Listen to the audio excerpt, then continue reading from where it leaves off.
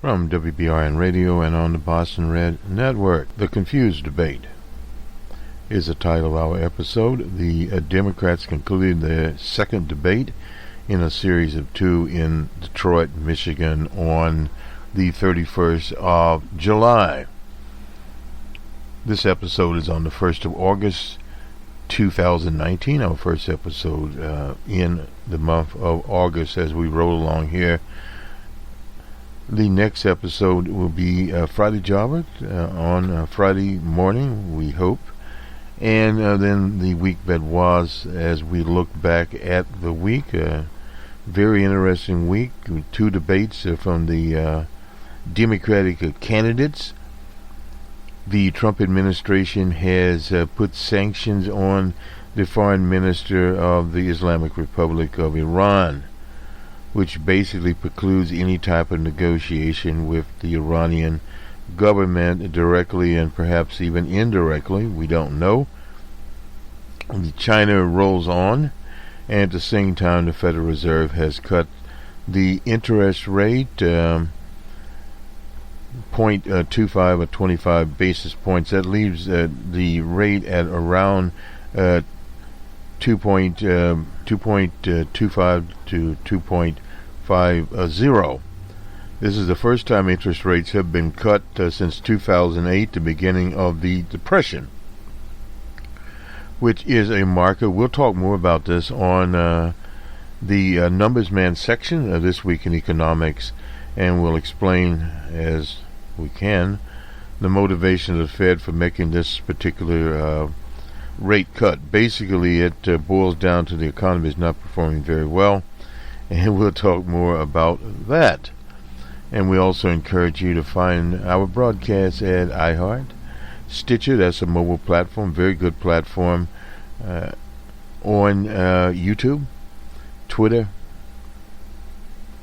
Spreaker, Spotify, let me get that right, and various other platforms there. Now we've got that out of the way. We're looking at the Washington Post here and other anecdotal reports we picked up. They're not really anecdotal. They were reports from the Ford Cinema in downtown Detroit. A beautiful building there. And the Washington Post starts off here. Let's see. I believe this is Aaron Burke. Right here, he's writing on it. Yeah, it is Aaron Burke. Nonetheless, basically the same thing. Cory Booker was there. Kamala Harris was there. Joe Biden was in the middle. Puts down the winners and losers. Well, they were. I'm not sure. It's too early to actually have winners and losers. Excuse me. But he does note that Bill de Blasio, one of the candidates that's going nowhere, called Joe Lunchbox Biden out for failing to challenge the millions of deportations under President Barack Obama. I guarantee you, if you're debating DJ Trump, he's not going to let you off the hook. This prospect of going toe-to-toe with Trump has loomed over the early debates. No doubt about that. Some of these debaters, however, are ready for DJ. Biden and Booker were thrown off by protesters early in the debate. Biden kept mixing up the cost of Medicare-for-all. Was it $3 trillion over 10 years or $30 trillion? Biden, Harris, and Michael Bennet, we forgot about him, kept stumbling over their words, with Biden at one point referring to Booker as the future president.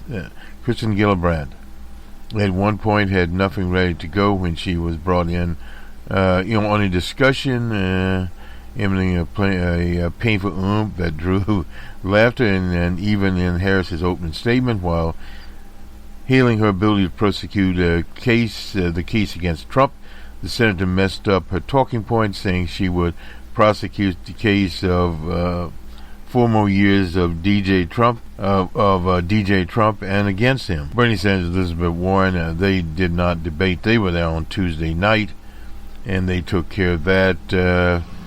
They also ran.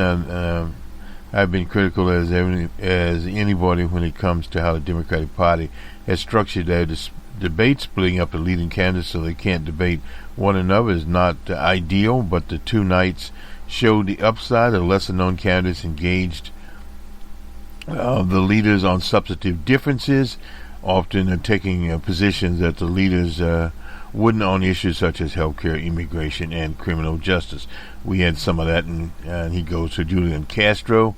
Might have been the standout. He ranked second after the first debate when it came to those pleasantly surprised people the most, but he didn't really get any polling bump. He was strong again on Wednesday night, but again, it's too early to figure that out. At one point, he got one of the most crowd-pleasing digs at Biden. Mr. Vice President, looks like one of us has learned a lesson in the past, and one of us hasn't, he said while talking about immigration. What we need are politicians who actually have some guts on the issue. There's no doubt about that. The late John McCain did, in fact, have guts about that. Andrew Yang, they point him out here after at least heralded, and most unorthodox candidate on the stage. Marianne Williamson made a good second impression. Yang had his own moments. His line about his immigrant father securing more than 65 patents was strong. The opening statement about how he was the most opposite of DJ Trump, an Asian man who likes math, and was well received. At his closing statement, keying on how he doesn't wear a tie, and also on spot. It'd be interesting to see whether he and Williamson actually gained any in the polls. Well, that'll be a while to pick that out. The loser, according to the Post, and Mr. Blake, was Kamala Harris. She was a big winner in the first debate, and on Wednesday night she was in a much tougher time. Her tough on crime history, prosecutor. This is one of the failing points of prosecutors. Amy Klobuchar was a prosecutor also on certain issues, including busing Medicare-for-all. She made a convenient tag. She didn't exactly handle it well. Challenged repeatedly by some of the other candidates. She rose in the polls briefly after the first debate, only momentarily. Wednesday's performance doesn't seem to rebuild her momentum. What's the judgment call there? We don't know. She was challenged on defending a death penalty as the Attorney General in California, and her decision not to pursue the death penalty as a prosecutor. She finally said that. Joe Biden, it wasn't as bad as the first debate, but it wasn't good either. Even more so than the last time. Biden was getting it from all sides. Well, that's to be expected. He fumbled his own campaign text message number in the opening statement, and maybe his worst moment came when that was Bill de Blasio and the deportations on the President Barack Obama. Barack Obama was known as a deporter-in-chief. There's no doubt about that. Also, President Obama was on drones. Everybody knows that. Biden responds, I was vice president, not president. I kept my recommendations to him in private, not exactly endorsing the presidents whose legacy Biden is bearing. Booker responded, Mr. Vice President, you can't have it both ways. No doubt about this. Republican talking points and taking points. This was a popular, this is popular in the Tuesday night portion of the debate, and it reared its ugly head again Wednesday night. We cannot keep with the Republican talking points, as Harris said. Many have echoed that in the Medicare-for-all proposal, echoing Sanders and Warren from the night before. Castro at one point hit back at those criticizing the proposal, decriminalization of border crossings, moving it from a felony to a misdemeanor, and said, frankly, I'm disappointed that some folks, including some folks on this stage, have taken the bait. The border is a right-wing talking point. There's no doubt about that. Who called decriminalization illegal tantamount to open borders? That would be O.J. Johnson, the Homeland Security Secretary under Barack Obama. Debates are about disagreements because Democrats don't believe in more aggressive politics. Doesn't mean they are doing the Republicans' bidding. Well, that's an editorial comment there. Some of them were actually doing the bidding there. At one point, Book noted Trump's private reference to S-hole nations, using that word himself live. It was not beeped, at least in the prime time, right? He did mention old Daniel Padalino. We recently found out that New York's police department, the copper involved there in the fatal murder of Eric Garner. In his opening statement, de Blasio was met with chants of free Palinto,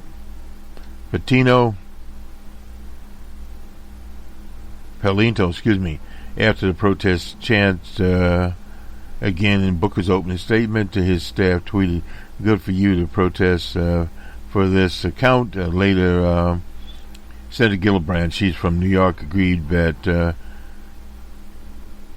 Padalino should be fired now, and Castro said he should be off the streets.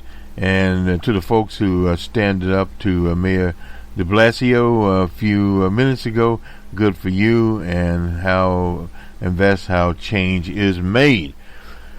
So there were protests there at the actual debate. Let me just finish with this chronology here from the Post. Their headline here is that Joe Lunchbox Biden and Kamala Harris muddled through a confusing healthcare policy in the debate, muddled through the key details of the policy, healthcare experts say, leading to a confusing series of disagreements over their proposal. The dispute pitted two of the leading contenders against each other.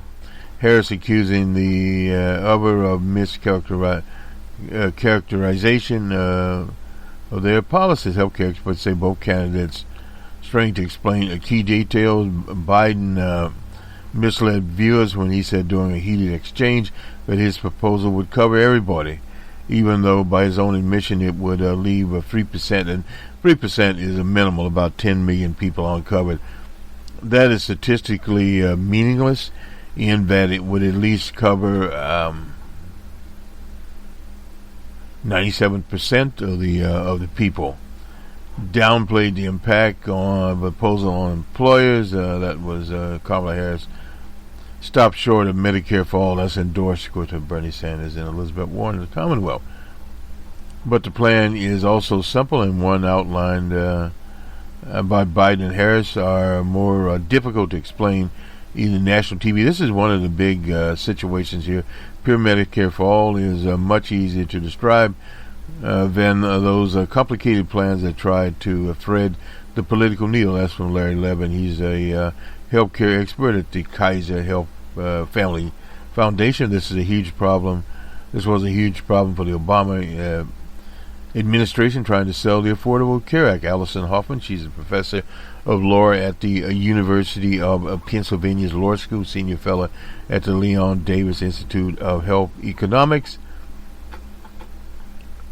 There's definitely discomfort. They both understood why they are what they are proposing, but I don't feel they are both easy with the side-by-side comparison of each other's plan.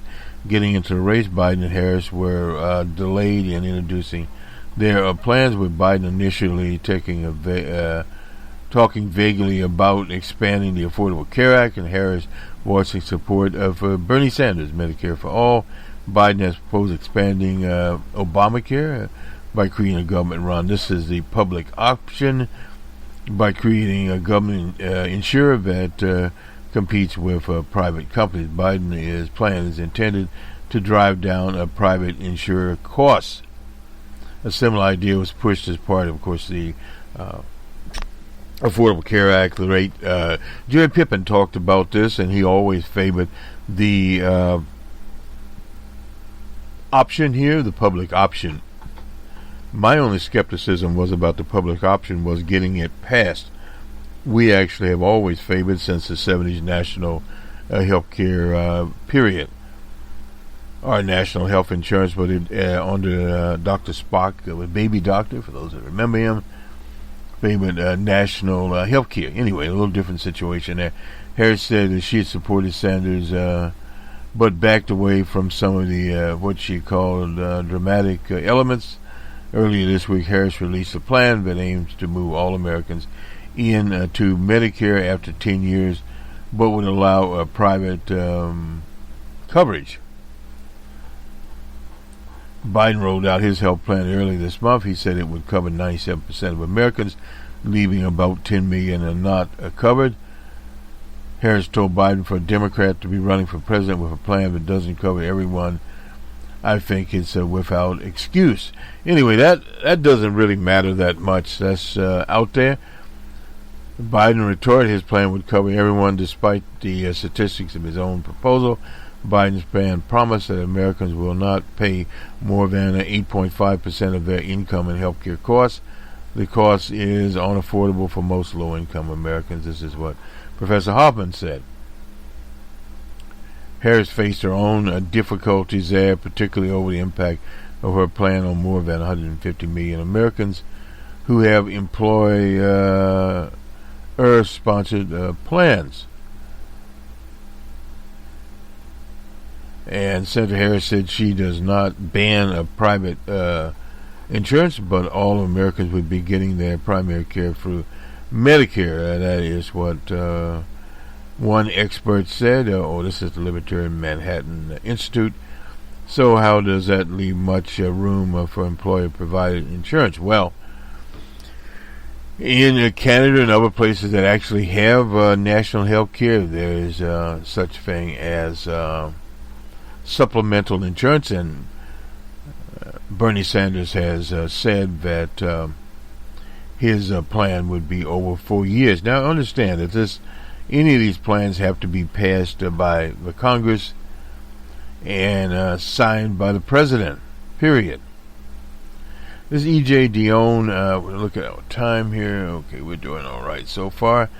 One of my favorite liberal columnists here just says debate was Senator Booker's breakthrough, the former Vice President Biden's comeback, and Kamala Harris turned in the hot seat.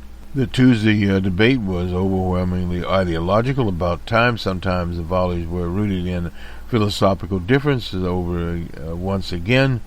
Healthcare was a subject, and often confusing set of exchanges over the cost. Well, it's very difficult in debate to get over the cost of a plan. Harris, who surged in the polls in June, after June's debate, found herself at the other end of the sword. From the start, she was hit from all sides, particularly on her version of Medicare-for-all, that would allow participants to buy private insurance plans as they could under a Medicare Advantage. That's a scheme thought up by the administration of G.W. Bush. She was criticized by Biden for the cost of her proposal by other rivals for creating a system that would still allow private insurance. And a record as a state's attorney in California that allowed Booker to emerge. He has the disadvantage last month of not being on the same stage as Biden. Booker offered a mixed portfolio. At times he cast himself as the adult in the room, chastising other people. The person that enjoys this debate most right now is old DJ Trump, he said, doing a free-for-all on healthcare. That, to me, is a dividing the party, demoralizing us in the face of a real enemy. He briefly tried to be the peacemaker again, doing a scrap over border crossing. But he could not resist a jab when Biden persistently declined to answer Mayor de Blasio's query about whether the vice president had tried to stop or reduce deportations.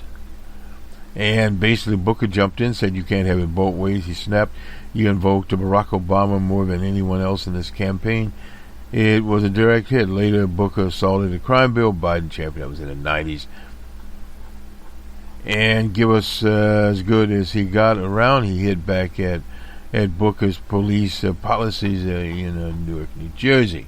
And he challenged Leon Castro on the decriminalization of border crossings.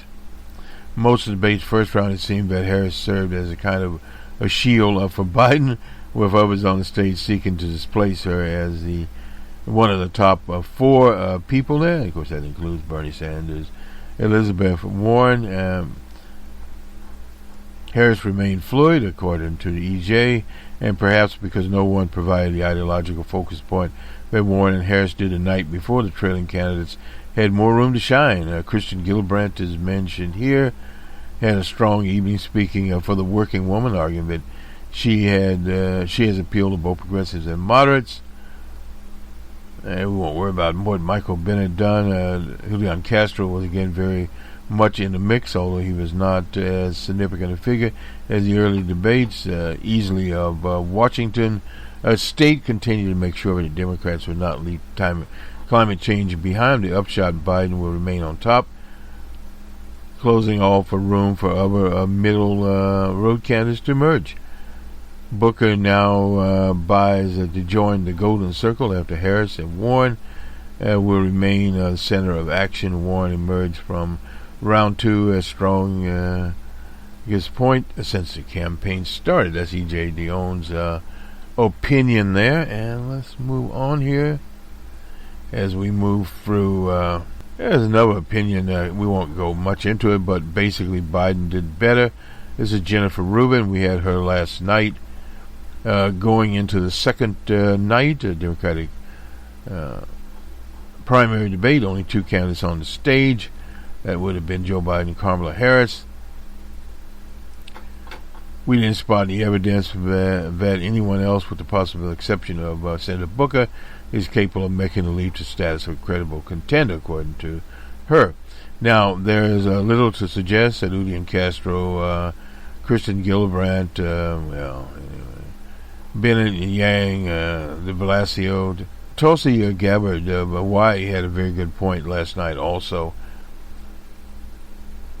Biden orderly greeted Harris as senator and a former attorney general on stage with a humorous plea to go easy on me, kid. While coming from everyone else, might have been taken as a tart disrespect. With his opening statement, however, he was off and running. He responded forcefully to President DJ Trump, anyway, insulting other four congresswomen of color. We're certainly not going to leave it to you. And extended line of question on health care, Harris said, and Biden faced off politely and substantially on their respective plans. Harris made the case against the status quo. Your plan would keep and allow insurance companies to remain with the status quo, doing business as usual, going about, and this is where they need to make very clear, going about jacking up copays, jacking up deductibles. At one point, Biden on this round sounding informed and passionate. Well, okay. Again, Harris brought the debate back to Biden. She had her hands full fitting off attacks on her. Moving on to immigration, Julian Castro, who languishes at the 1% in the polls, went back to his hobby horse and decriminalizing a border crossing. He said, that's something that's not going to have very much resonance with the American people. An early effective entrance into the debate by reminding Democrats that they're up against a president, no doubt about that. And the criminal justice decision. This is where Tulsi Gabbard came out, where this is Harris. Tulsi Gabbard took her on, pointing out that she actually accomplished reform and didn't give fancy speech. Attorney General, my Department of Justice, became the first statewide agency to mandate body cameras. Now that is from Harris in California. She took questions about winning back Michigan. A full assault on Trump. She smartly backed her prior position, but she would order the Department of Justice to prosecute DJ Trump. Biden took an incoming fire here, defending his plan with Pacifics. He'd beat climate change to help. He turned the tables on Kirsten Gillibrand, who challenged his support for working women, reminding her he raised children on his own after his wife was killed. No doubt about that. Rode the train every day. Unfortunately for CBS, NBC, get it right in a minute. CNN, they learned nothing from the horrendous reviews of Tuesday night. The same time wasted, overproduced 25 minutes. It was about 20 the first night, and they should have never been here. Needs to reformat. That's the DNC. They are too long, too disjointed, too focused on creating made-for-TV conflict, like a reality show, no doubt about that. And these kinds of debates would play to DJ Trump. And E.J. Dionne declared Biden as a winner. Also winners were Harris and Booker, who won a bill on Obamacare. The loser, of course, CNN, and the 1% candidates who attacked Obama. That's E.J. Dionne. Opinion, and is there anything else? We won't get into the Fed. An article here, and we'll get into this on Numbers Man. This is by David Lynch. May not have wanted to cut the rates, this is Jerome Powell, but in the end, Trump appealed to give him no choice amidst signs of the economy going south. Now, this is on Powell here. Anyway, we won't get into it, but we'll see. So we have more ammunition on where we're going here. We'll wait to that. From Reuters, basically the headline here is Biden faced fierce attacks, fights back in a combative debate, Dateline Detroit. And let's see here. Biden came on to heavy fire. This is basically from everywhere. The second back-to-back night here. From Booker, Kamala Harris, etc. And as Booker said, we can't beat. This is actually Joe Lunchbox Biden. We can't beat DJ Trump with double talk on this plan. The plan, no matter how you cut it, costs $3 trillion that require middle class taxes to go up, not down. Thirdly, it would eliminate employee-based insurance. Harris rejected that as simply inaccurate. In 2018, in America, for a Democrat to be running for president with a plan, but it not cover everybody, I think, is without excuse. Well, there are people right now in prison for life for drug offenses because you stood up and used it. Tough law and order campaign. Well, old Biden is not the first one to do that. That has been in American politics for a very, very long time, period. From the Willie Horton attack on Professor Dukakis, and that goes way back to 1988 presidential race, and why they do it, it works. Tulsi Gabbard questioned Harris's criminal justice record. There she put more than 1,500 people, this is Chelsea Gabbard talking, in jail for marijuana violations, then laughed about it when they asked if she ever smoked marijuana. Sorry about that. Tulsi Gabbard. Anyway, she's from Hawaii. So basically hitting some of the same standpoints here. Harris was the Attorney General for 8 years in California. There were two of the most segregated school districts in the country, Los Angeles and San Francisco, he said. And I didn't see a single solitary time she brought a case against them. That's Biden hitting back there. Attorney generals, as a rule, generally don't bring desegregation cases. That is the domain of the federal courts, and usually the NAACP, some organization of that type, will bring the case. And Joe Biden knows that. The Democratic National Committee will double its fundraising and polling requirements to qualify the next debate in September and October. So far, about a third of the field has met the requirements. Several candidates use their closing statements to plead for more donations so they can make the debate.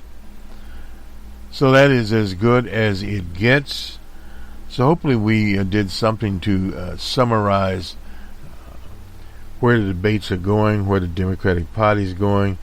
It was July, very early. We'll look at some polling on Friday Job, and we have it, and we'll get some text from Charlie Cook, Nate Silva, and others. We'll try to mix this up a bit and go to the progressive press, local press. We'll do as much as we can to try to get some diversity of opinions here, and that is basically what you can do, and try to interpret the tea leaves that are out there. But this is an opportunity for some of the candidates, particularly on fundraising. Senator Booker and Harris has her constituency out there, but the most important thing for all these candidates to do is build their organization, particularly in Iowa and New Hampshire, the early primary states where it's feasible for them. Harris in North Carolina, and Booker, but it's pretty crowded down there, with Biden ahead because it's more of a conservative, moderate base, and they are overwhelmingly African American. That is one thing to remember, and we have to be cognizant of where that is when people speak of, I get them mixed up, South Carolina, the home state of Jesse Lewis Jackson. We have to understand where we are, and we also have to understand where Iowa plays into this. Very low people of color population in Iowa, and lower in New Hampshire. Then we go to Nevada, one of the earliest states where there are many, many people of color, particularly Latinos in the state of Nevada. So that is a little different. And then, of course, you get to Super Tuesday in March, and the whole thing opens up, and candidates there will need as much money as possible. This is Boston Red on the 1st of August, working on our title here. And since I did not write it down, I'll have to get it. But basically, it's Biden in the middle as one of our working titles.